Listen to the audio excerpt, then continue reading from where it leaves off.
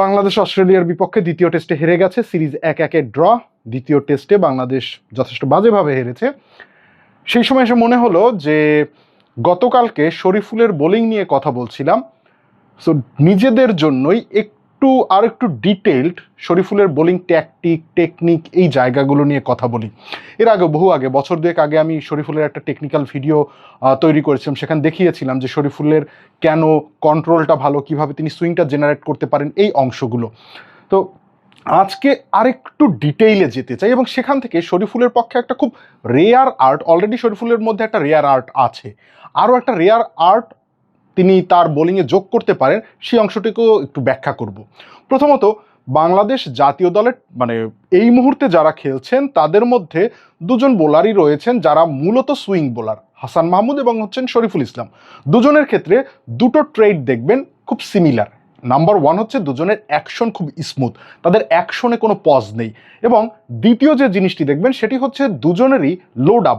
বলের load up মানে হচ্ছে যেখানে আপনি বলটিকে থামাচ্ছেন রিলিজ করার আগে, এই যে লোড আপটি, সেটি হাসান মাহমুদের জন্য এখানে হতে পারে, শরীফুলের জন্য তার বাম পাশে এখানে হতে পারে। দুই জায়গাতেই লোড আপ দেখবেন শরীরের খুব কাছে। 3 নম্বর যে জিনিসটি, যেটি প্রত্যেকটা যারা সুইং বোলার তাদেরকে করতে হয়, সেটি হচ্ছে তাদেরকে যখন রিলিজ করেন বলটি, তখন শরীরের সাথে যতটা সম্ভব সমান্তরালে বলটিকে, তার হাতটিকে রাখতে হয়। অর্থাৎ আপনার যে পা রয়েছে, এই পায়ের সমান্তরালে আপনি নিজের বডিকে বেন্ড করতে পারেন সাইডওয়েজ, তারপরে আপনি সোজা রেখে তারপরে সেখান থেকে বলটিকে এরকম করে রিলিজ করবেন। এটি দরকার পড়ে হচ্ছে আপনার সুইং করানোর জন্য। এটা সকল সুইং বোলারদের জন্য প্রযোজ্য, এটি শুধুমাত্র যে শরীফুল বা হাসান মাহমুদের জন্য প্রযোজ্য সেটি না। 3 নম্বর যে আরেকটি জিনিস দরকার পড়ে, 3 নম্বর না বলতে 4 নম্বর আরেকটি জিনিস যেটি দরকার পড়ে, সেটি হচ্ছে যখন রিলিজ করছেন তখন এই যে রিস্টটি স্ট্রেট থাকতে হয়। আপনি পরবর্তীতে রিস্টকে ভাঁজ করতে পারেন, বেন্ড করতে পারেন, কিন্তু যখন রিলিজ করছেন তখন প্রথমত এটি স্ট্রেট থাকতে হয়। এটি যদি স্ট্রেট না থাকে তাহলে আপনি বলটিকে সুইং করাতে পারবেন না। ওই যে বেন্ড করানোর কথা বলছি, যে অ্যাঙ্গেলগুলো তৈরি করার কথা বলছি, সেগুলো করাতে পারবেন না। শরীফুলের মধ্যে এই সকল উপাদান রয়েছে। যেটি এক্সট্রা যে উপাদানটি রয়েছে সেটি হচ্ছে শরীফুল অন্যান্য সাধারণ সুইং বোলারদের থেকে এক ধাপ এগিয়ে সুইংয়ের ক্ষেত্রে, বিশেষ করে ইনসুইংয়ের ক্ষেত্রে, সেটি হচ্ছে তার মধ্যে একটা ওয়াসিম আকরাম লাইক ট্রেইট আছে। সেটি হচ্ছে যখন তিনি বলটিকে গ্রিপ করছেন এবং রিলিজ করছেন, তখন এই যে মধ্যমাটি রয়েছে, এই মধ্যমাটি দিয়ে তিনি লাস্ট মোমেন্টে একটা ফ্লিক করেন বলকে। এই ফ্লিকটি বলকে বাতাসে কার্ভ করায়। এখন বল বাতাসে কার্ভ করলে আসলে কি হয়, যেটি সাধারণ অবস্থায় তৈরি হয়, সেটি হচ্ছে বলের তো একটা ট্রাজেক্টরি আছে। গতকালকেও বলছিলাম যে বলের যে ট্রাজেক্টরিটি, এটি সাধারণত সোজা ট্রাজেক্টরি হিসেবে আমরা দেখি, এবং বল যখন ল্যান্ড করছে ওই সিমের উপরে পড়ার পরে সিম যেদিকে অ্যাঙ্গেল করা, ওই দিকে বলটি বেরিয়ে যাচ্ছে। এভাবে আউটসুইং এবং ইনসুইংগুলো তৈরি হয়।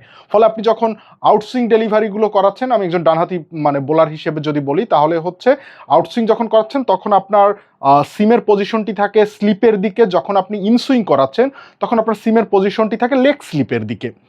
শরীফুলের ক্ষেত্রেও তাই, তিনি যখন ইনসুইং করাচ্ছেন বামহাতি বোলার হিসেবে, ইনসুইং ডানহাতি ব্যাটারের ভেতরে আনার ক্ষেত্রে, তার সিমের পজিশনটি থাকে লেগ স্লিপের দিকে। যখন তিনি বের করে দিতে চাচ্ছেন তখন তার সিমের পজিশনটি থাকে এরকম করে স্লিপের দিকে। সো যেটি শরীফুল এই কার্ভটি করিয়ে যে কাজটি করেন, সেটি হচ্ছে অন্যান্য বোলারের বলটি যখন সোজা এসে সিমে পড়ে, সিমের অ্যাঙ্গেলের কারণে বলটা সুইং করে ভেতরে ঢোকে বা বাইরে বের হয়ে যায়, শরীফুল বাতাসেই এই সুইংটি জেনারেট করেন, তার বলে এই কার্ভটা তৈরি হয়। ফলে ব্যাটারদের ক্ষেত্রে যে সমস্যাটি তৈরি হয় সেটি হচ্ছে তারা যেই ট্রাজেক্টরিতে বলটিকে আশা করেন সেই ট্রাজেক্টরিতে বলটিকে পান না। আজকের সকালে যদি আপনি ক্যামেরন গ্রিনের এলবিডব্লিউ হয়ে যাওয়া দেখেন, তাহলে আবিষ্কার করবেন ক্যামেরন গ্রিন কোনোভাবেই তিনি এক্সপেক্ট করেননি বলটি তার পায়ে এসে পড়তে পারে। ফুলার লেন্থ একটা তিনি ইনসুইং করিয়েছেন, ওই ফ্লিকটি তিনি করিয়েছেন শেষ মোমেন্টে, বলটি কার্ভ করে অফ স্টাম্পের দিকে যেতে যেতে হঠাৎ করে মিডল স্টাম্পে এসে ফুলার লেন্থ বলটি পড়েছে। এখন ক্যামেরন গ্রিনের পা ছিল মিডল স্টাম্পের উপরে, কারণ তিনি অফ স্টাম্পের উপরে বলটিকে আশা করেছেন ফুলার বল, তিনি ড্রাইভ করবেন, তার পা মিডল স্টাম্পে, কিন্তু হঠাৎ করে বলটি ফুলার লেন্থ এসে হাজির হলো মিডল স্টাম্পে। এবার তার পা হচ্ছে তার ব্যাটের জন্য, ব্যাটের পথে বাধা হয়ে দাঁড়িয়েছে, তার ব্যাট নামেনি বলকে ফেস করার জন্য, বলটি সে পায়ে হিট করেছে। এই ঘটনা ওয়াসিম আকরামের ক্যারিয়ারে অসংখ্যবার দেখবেন, যে ফুল ইনসুইংিং ডেলিভারি। কারণটি হচ্ছে এই ফুল ইনসুইংিং ডেলিভারিটি করানোর পেছনের সব থেকে বেসিক রিজন যেটি, সেটি হচ্ছে তারা লাস্ট মোমেন্টে কার্ভটি করাতেন। যখন এই কার্ভটি করাচ্ছেন, বলের ট্রাজেক্টরিটি চেঞ্জ হচ্ছে, বাতাসে চেঞ্জ হচ্ছে। যখন এই কথাটি বলছি, আরেকটি জিনিস যেটি এবার শরীফুল অ্যাড করতে পারেন সেটি হচ্ছে শরীফুল দুটো কাজ করেন। একটা হচ্ছে মানে তিনি ইনসুইংয়ের জন্য বেশ বিখ্যাত হয়ে উঠছেন তার ওই কন্ট্রোলের কারণে, তার এই ক্যালিবারের কারণে। আরেকটা জিনিস হচ্ছে তিনি স্ট্রেট বলটাকে রিলিজ করেন, যে কারণে বলটি ডানহাতি ব্যাটারের হাত ধরে বের হয়ে যায়, ডানহাতি ব্যাটারকে লিপ করে। যে কাজটি শরীফুল করতে পারেন সেটি হচ্ছে ওভাল সিম ইনসুইং, সেটি ডেল স্টেইন দেখিয়েছেন। ডেল স্টেইনের বোলিং অ্যাকশন এবং হচ্ছে ডেল স্টেইনের ক্যারিয়ারের বেশিরভাগ সময় জুড়ে ডেল স্টেইন আউটসুইঙ্গার ডেলিভারি করেছেন। ডেল স্টেইনের যত ভয়ঙ্করতম ডেলিভারিগুলোর কথা আপনি রিকল করতে পারেন সবগুলো আউটসুইঙ্গিং ডেলিভারি। কিন্তু ক্যারিয়ারের যখন শেষ ভাগে চলে আসেন ডেল স্টেইন, যখন তার গতি কিছুটা হ্রাস পেতে থাকে, তখন তিনি আবিষ্কার করেন যে না, আমার আর একটা অস্ত্র দরকার। তখন তিনি ওভাল সিম ইনসুইং এই জিনিসটির আবিষ্কার করেন। সেটি হচ্ছে বলটিকে তিনি আউটসুইংয়ের মতোই ধরছেন, যেটি আসলে আমাদের শরীফুলের ক্ষেত্রে ধরতে হবে ইনসুইং হিসাবে, যেহেতু তিনি বাঁহাতি বোলার। ডেল স্টেইনের ক্ষেত্রে যেটি বলবো সেটি ঠিক উল্টোটি শরীফুলের ক্ষেত্রে ঘটবে। তার মানে বলটির তিনি ধরবেন হচ্ছে এরকম, জেনুইনলি তিনি ইনসুইং করাতে চাচ্ছেন ওই অ্যাঙ্গেলেই, গ্রিপটা আপনার স্লিপের দিকে থাকবে বামহাতি ব্যাটারের জন্য, কিংবা ডানহাতি ব্যাটারের জন্য লেগ স্লিপের দিকে থাকবে। তিনি কার্ভই করাবেন বলটাকে। যেটি এক্ষেত্রে ব্যতিক্রম ঘটবে সেটি হচ্ছে যখন তিনি ইনসুইংটি করাচ্ছিলেন, আমার নিচের যে বৃদ্ধাঙ্গুলটি এটিকে খেয়াল করুন, বৃদ্ধাঙ্গুলটি স্বাভাবিকভাবে গ্রিপের উপরে রাখা, কিন্তু যখন ওভাল সিম করতে চাইবেন তখন আর সেটি পারবেন না, তখন এটিকে হার্ড ধরতে হবে। যখন এটা হার্ড ধরবেন, তারপরে যখন বলটিকে রিলিজ করবেন এবং দুই আঙুলেই ফ্লিক করবেন, মধ্যমা এবং বৃদ্ধাঙ্গুল খুব কঠিন ট্রেড, যে কারণেই আসলে ইন্টারন্যাশনাল ক্রিকেটার তো আসলে 500, 600, 1000, 10,000 জন হয় না একটা দেশ থেকে, 15 জন, 20 জন, 30 জন একটা সময় উঠে আসেন।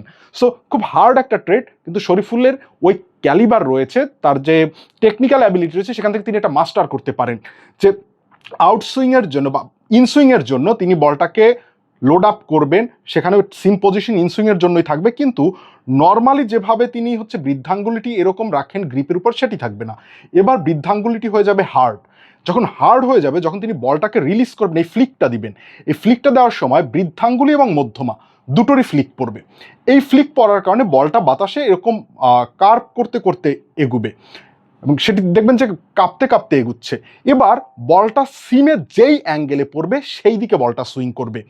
যদি বলটা এরকম লেগ স্লিপের দিকে সিমের উপরে পড়ে তাহলে বলটা জেনুইন ইনসুইং হবে, যদি এই অ্যাঙ্গেলে পড়ে তাহলে বলটা আউটসুইং হবে।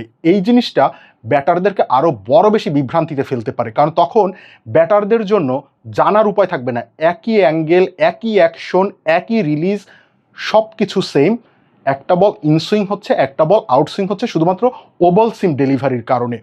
এই ওভাল সিম ডেলিভারিটা যদি শরীফুল আয়ত্ত করতে পারেন, মাস্টার করে ফেলতে পারেন, দেন শরীফুলের জন্য অজেয় আদতে কিছু থাকবে না। ইতোমধ্যেই তিনি ওয়ানডে ফরম্যাট যেটা, সেটিতে বাংলাদেশের one of the finest bowler, তিনি নতুন বলে প্রচুর উইকেট নেন। টেস্ট ক্রিকেটে আমরা দেখেছি শরীফুলকে কিছুটা স্ট্রাগল করতে, এই সিরিজে এসে দেখলাম যে তিনি সেই জিনিসটিকেও ঠিকঠাক আয়ত্ত করেছেন, যে টেস্টে আমাকে কোন লেন্থে বল করতে হবে, কিভাবে ব্যাটারকে সেট করতে হবে, সেটি তিনি স্টিভেন স্মিথের ক্ষেত্রে দেখিয়েছেন, সেটি তিনি মার্নাস লাবুশেনের ক্ষেত্রে দেখিয়েছেন, আবার বাঁহাতি ব্যাটারদের ক্ষেত্রেও দেখিয়েছেন যে স্ট্রেট ডেলিভারি দিয়ে কীভাবে তাদেরকে বোল্ড করে দেওয়া যায়। সো সেই জিনিসটি তিনি ট্রাভিস হেডের ক্ষেত্রে দেখিয়েছেন, অ্যালেক্স ক্যারির ক্ষেত্রে দেখিয়েছেন। শেষ পর্যন্ত আমরা দেখলাম সেটি হচ্ছে ক্যামেরন গ্রিনকে এই ইনসুইংইং, যে তিনি ইনসুইংটা করাতে পারেন, সেটার সবথেকে ভয়ঙ্কর রূপটা দেখলাম হচ্ছে ক্যামেরন গ্রিন যেভাবে উল্টে পড়ে গেলেন সেই জায়গা থেকে। তখন মনে হলো যার এতখানি কন্ট্রোল রয়েছে, জাস্ট একটা মধ্যমার ফ্লিক এবং হচ্ছে রিস্টের ফ্লিক, এইভাবে তিনি এই কার্ভটা জেনারেট করতে পারেন এবং বলকে কন্ট্রোল করতে পারেন, তিনি এখন তার জন্য পরের লেয়ারটা হওয়া উচিত, শেখার লেয়ারটা হওয়া উচিত ওভাল সিম সুইংিং। ওভাল সিম সুইংিংটা যদি তিনি শিখে যান তাহলে ব্যাটারদের জন্য তিনি বিশাল বড় এক ধাঁধার নাম হয়ে দাঁড়াবেন। সকলকে ধন্যবাদ।